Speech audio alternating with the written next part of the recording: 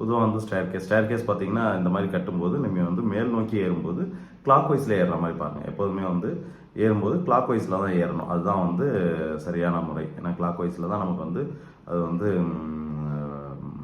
அந்த படிக்கட்டு talk லெக்லோ even circular எது போட்டிங்கனாலும் கிளாக் வைஸ் தான் ஏறணும். ஓகேங்களா?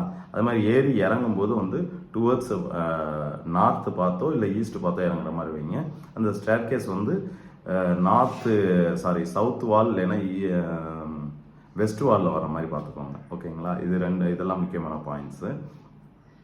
அதே மாதிரி வந்து வாஸ்துப்படி பார்த்தீங்கன்னா நார்த் ஈஸ்ட் கார்னரில் ஸ்டேர்கேஸ் எக்காரணத்தை கொண்டு போட்டுறக்கூடாது.